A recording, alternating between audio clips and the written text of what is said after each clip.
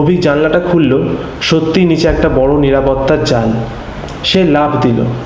ঠিক সেই মুহূর্তে তার ঘরের দরজা ভেঙে ঢুকলো দুজন লোক। অভিক মাটিতে পড়ে উঠে দাঁড়ালো। দূরে পুলিশের সাইরেন। কালো গাড়িটা দ্রুত পালিয়ে গেল। পুলিশ এসে তাকে নিয়ে গেল। কিন্তু অভিক একটা প্রশ্ন করেই গেল, আমাকে ফোন করছিল কে?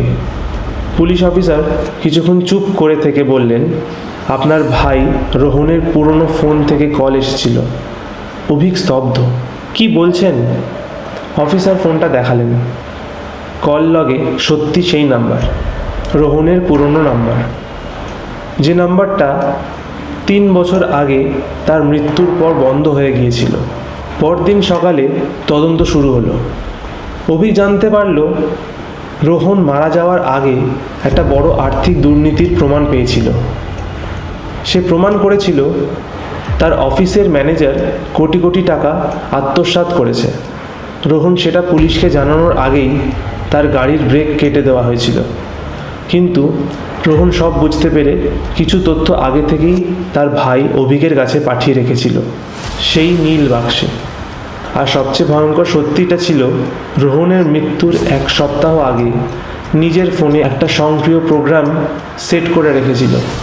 যদি তার ফোন নির্দিষ্ট সময়ের মধ্যে আর ব্যবহার না হয়, তাহলে 3 বছর পর সেই প্রোগ্রাম সক্রিয় হয়ে যাবে।